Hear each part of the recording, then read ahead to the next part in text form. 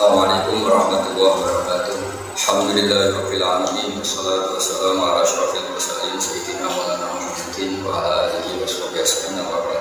Yang sangat saya hormati dari Ahmad bin Idrus Al-Habsyi, semua pengurus PBNU yang saya hormati, khusus Profesor Dr. Bapak Said Akil Siraj, Bapak Misbah, juga utamanya yang saya hormati Haji Bapak Mahrus. Untuk tausiah ini saya hanya membantu beberapa teman dari Nahdien atau Mustameh atau siapa saja.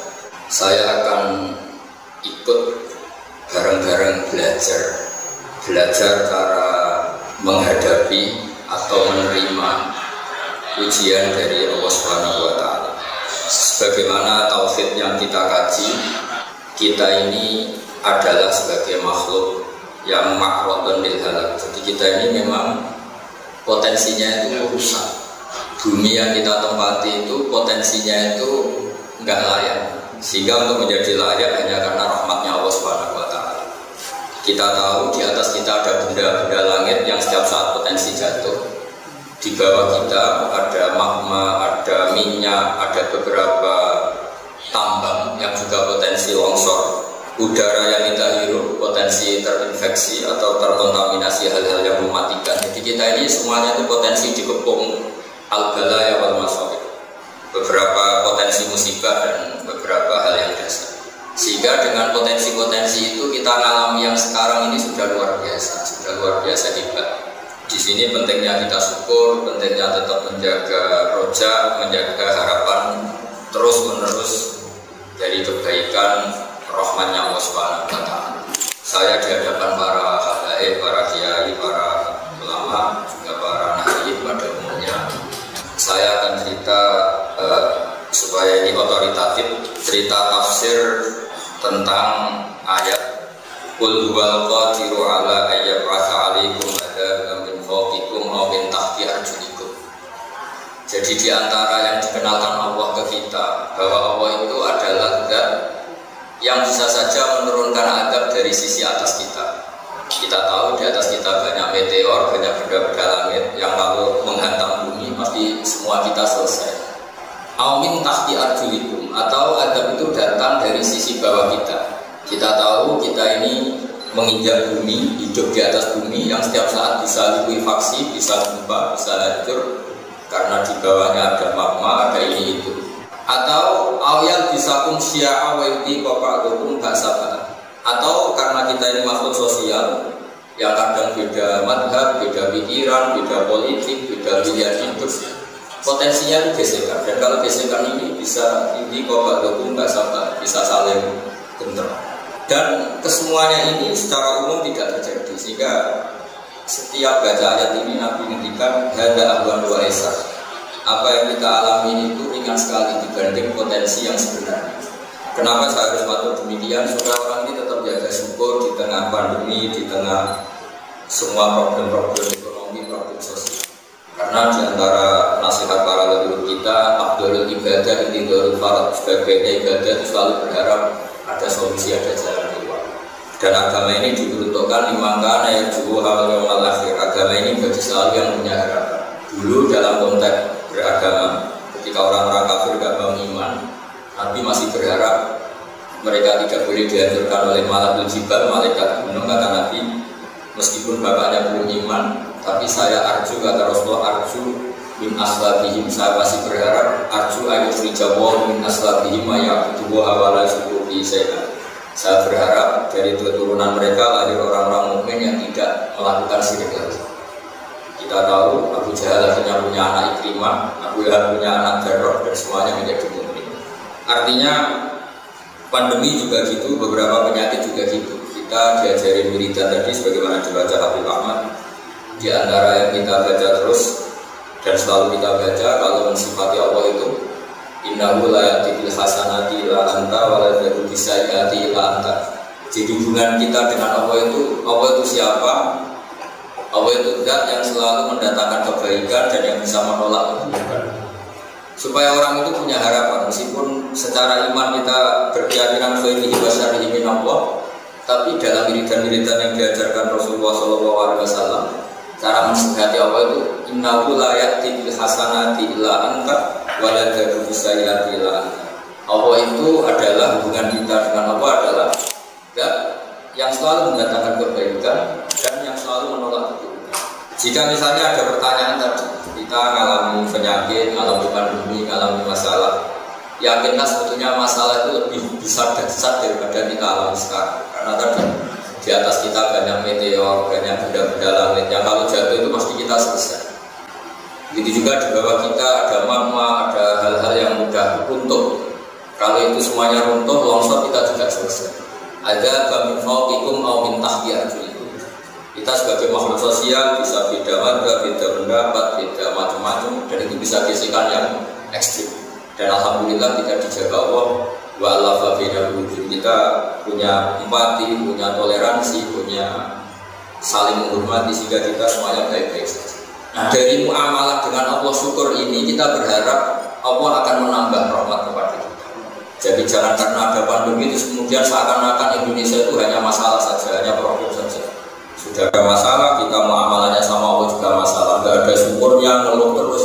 Itu bahaya dalam muamalah kepada Allah Subhanahu wa Ta'ala. Karena sekali kita dicatat sebagai hamba yang tidak bersyukur, maka ancamannya itu falyatul qurban siwa'i wal yafrus min tahti ardi wa samawati. Silakan dari Tuhan selain saya, kata Allah, dan tapi jangan tempat bumi saya, jangan tempat di langit saya. Itu lebih ekstrim lagi.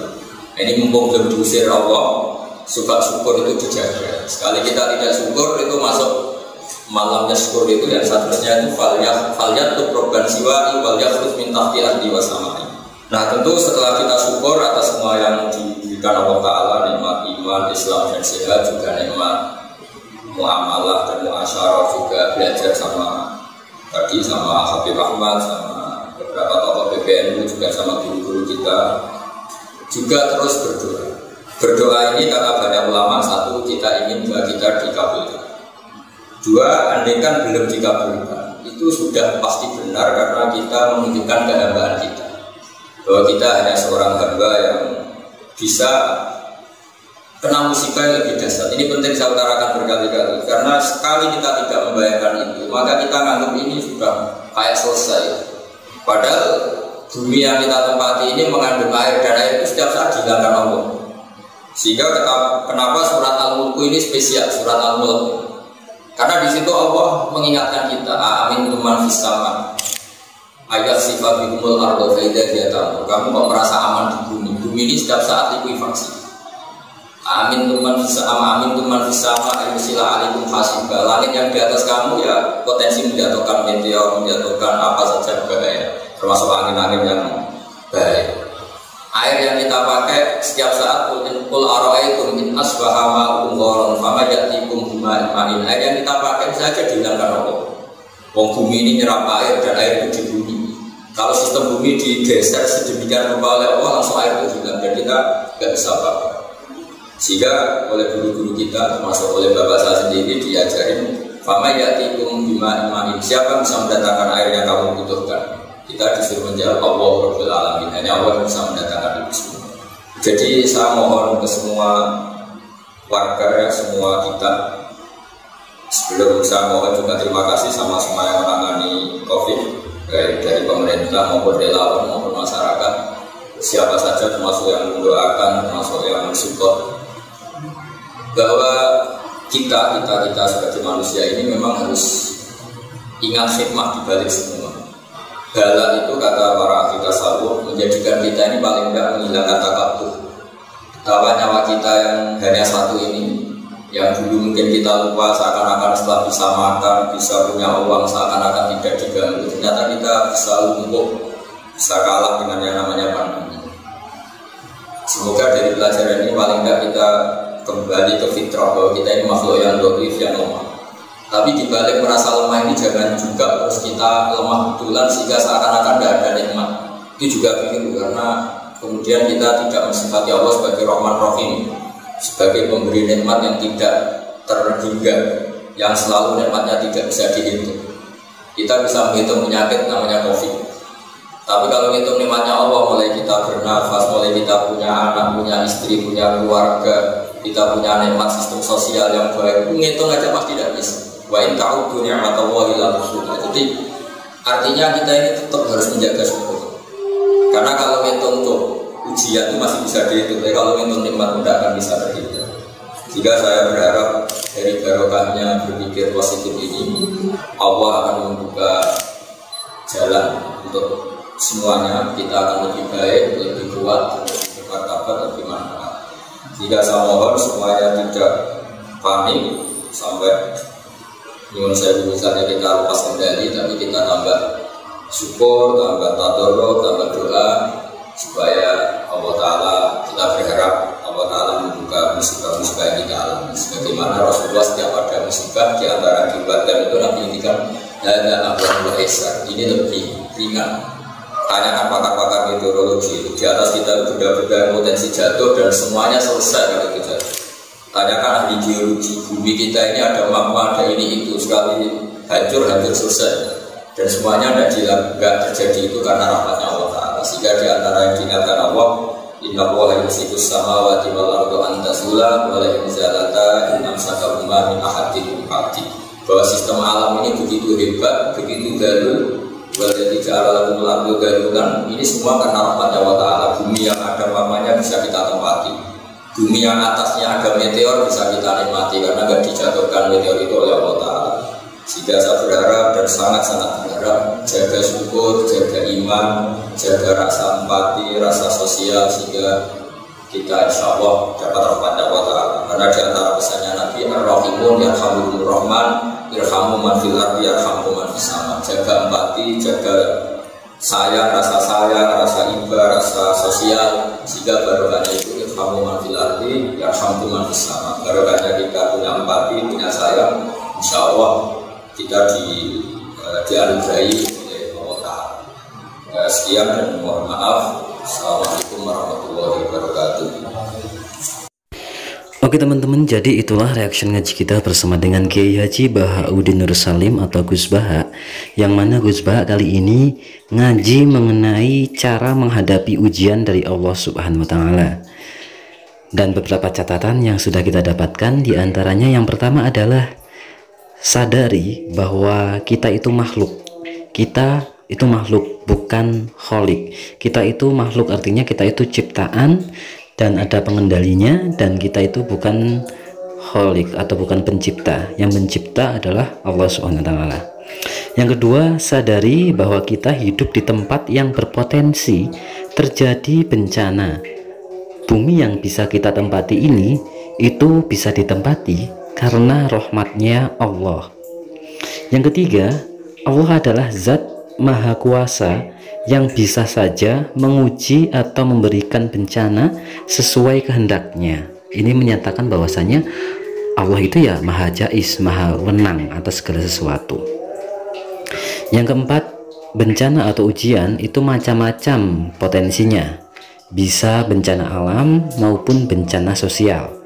Dan sadarilah bahwa lingkungan atau bumi yang kita tinggali ini adalah makhluk yang mana tentu saja bisa sebagaimana Rasulullah SAW ditawari oleh gunung-gunung untuk menimpakan diri mereka pada para pendusta kaum Rasulullah, maksudnya itu yang mendustakan Rasulullah.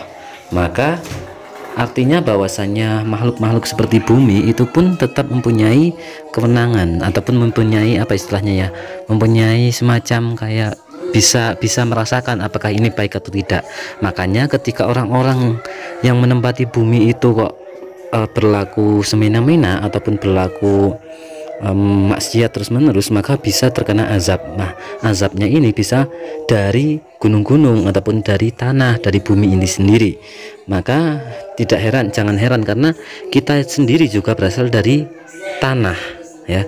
Kita berasal dari tanah, dan kita yang berasal dari tanah ini bisa berpikir, bisa berlogika, bisa ya walaupun itu makhluk ya, makhluknya Allah juga, sama-sama makhluknya Allah, dan kita juga diciptakan dari tanah, itu ternyata bisa berpikir. Nah, maka jangan heran apabila bumi yang kita tinggali ini juga bisa berpikir. Apabila ditempati oleh orang-orang yang ahli maksiat, maka bisa menimpakan dirinya untuk menjadi azab. Nah, maka janganlah perbanyak maksiat ya, jangan perbanyak maksiat tapi perbanyaklah ibadah. Yang kelima, punyai sikap roja bahwasanya Allah lah yang bisa mendatangkan kebaikan dan menolak keburukan, serta bersyukur atas nikmat Allah agar nikmatnya itu ditambah dan rahmatnya dari Allah itu bisa diberikan kepada kita itu secara terus menerus. Karena tanpa syukur pada Allah Subhanahu wa taala maka kita bisa diusir oleh Allah. Kufur nikmat itu kita bisa diusir oleh Allah, dan Allah itu menyatakan ya agar kita bisa mencari Tuhan yang lain saja kalau kita tidak syukur, dan jangan tinggal di buminya Allah, dan jangan tinggal di buminya Allah. Nah, maka dari itu kita mau kemana kalau kayak gitu? Kemudian yang keenam, harus selalu eling lan waspada ya, harus selalu ingat dan waspada karena potensi bencana itu setiap saat bisa terjadi sewaktu-waktu. Maka pentingnya eling lan waspada. Artinya berarti eling itu berarti kita karena zikir, senantiasa berzikir, dan waspada itu kita perbanyak berhati-hati, menjaga takwa artinya. Ya, kemudian yang ketujuh, bahwa bala atau bencana itu menjadi pelajaran kita agar kita itu bisa kembali ke fitrah kita dan tidak angkuh atau sadar bahwa makhluk itu ya fana, ya lemah. Kayak kita itu ya makhluk yang lemah, hanya Allah yang maha kuat, hanya Allah yang maha segalanya. Maka dari itu ketika menghadapi bencana pun jangan panik, karena kita harus mempunyai sifat roja, sifat berharap pada Allah, hanya berharap pada Allah Ta'ala. Nah, sadari, syukuri segala nikmat Allah, maka insya Allah akan ditambah rahmatnya.